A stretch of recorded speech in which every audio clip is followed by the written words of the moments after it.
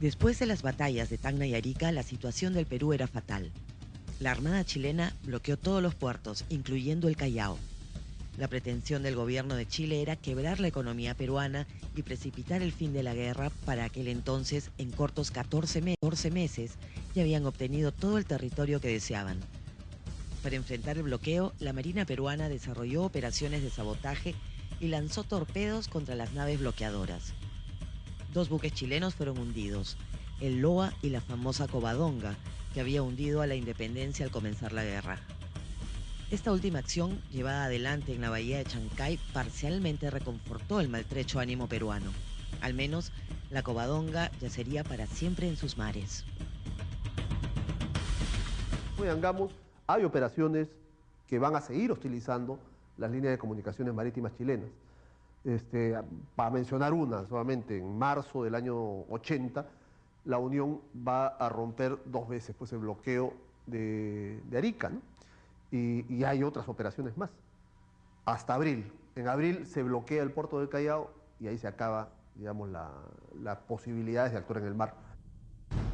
Las batallas de defensa de Lima fueron el 13 y 15 de enero de 1881. La constituyeron un desastre para el Perú. Después de su victoria, el ejército chileno ingresó a la capital y flameó su bandera en Palacio de Gobierno por 3 largos años. La disposición de las fuerzas peruanas en el terreno de batalla fue un absurdo de Nicolás de Piérola, quien carecía de formación militar y sin embargo dirigió personalmente el dispositivo. En San Juan, la línea peruana era tan larga que cada soldado ocupaba 1 metro de terreno y no tenía a nadie detrás.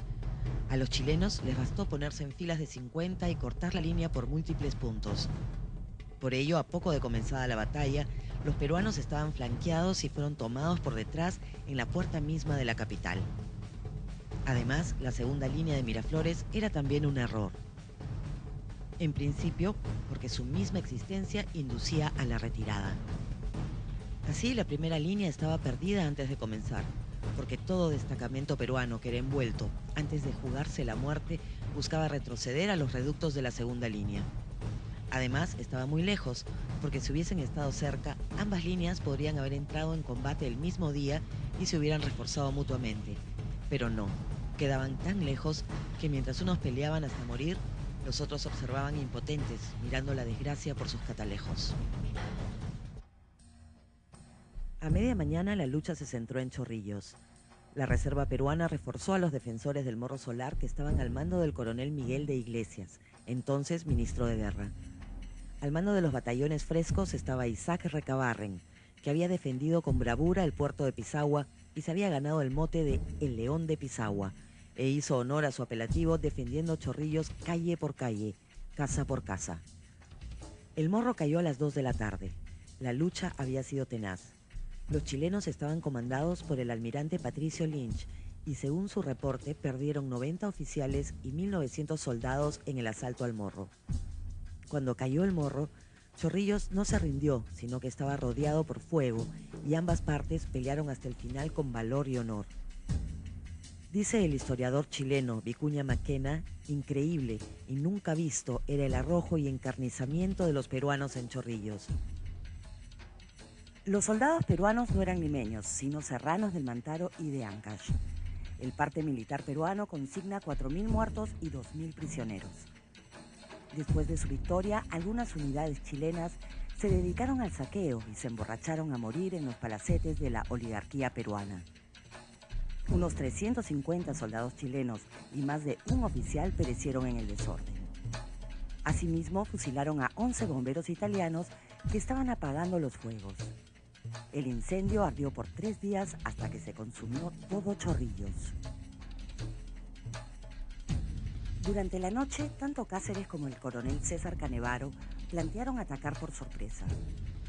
De acuerdo a su argumento, los chilenos estaban borrachos y un ataque audaz y nocturno podía destruirlos.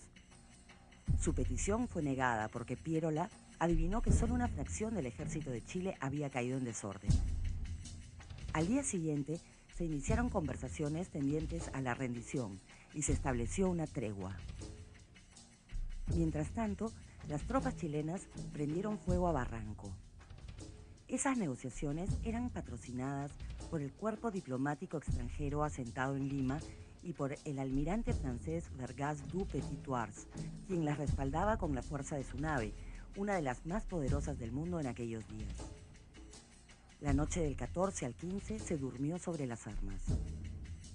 Al mediodía del 15, el general Baquedano, comandante en jefe del Ejército de Chile, inició un reconocimiento de sus posiciones casi en el mismo frente de batalla. Cuando estaba en la quebrada de Armendáriz, los peruanos empezaron a disparar y se generalizó el combate de forma inesperada. La lucha se centró en la derecha peruana, que era comandada por Cáceres. La reserva, integrada por civiles, defendía 3 reductos que entraron en combate.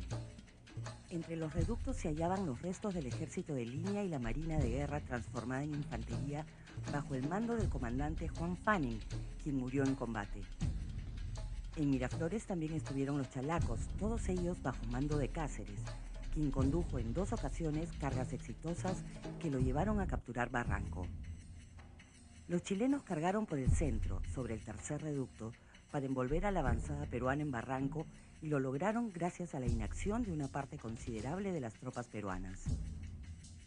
Manuel González Prada estuvo entre los reservistas que no entraron en combate. Sus jefes observaron atónitos y cruzaron los brazos. Luego escribió unas amargas memorias donde se queja por la pasividad e indisciplina que, junto a la inferioridad militar, fueron a su juicio las causas de la derrota peruana. Los barcos chilenos desde la bahía de Lima cañonearon incesantemente a los defensores de Miraflores.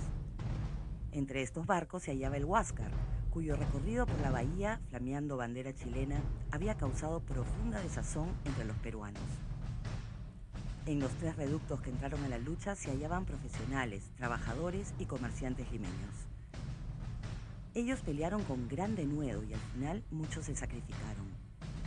Los chilenos concentraron su ejército en una línea más bien pequeña y contraatacaron con gran densidad de tropas.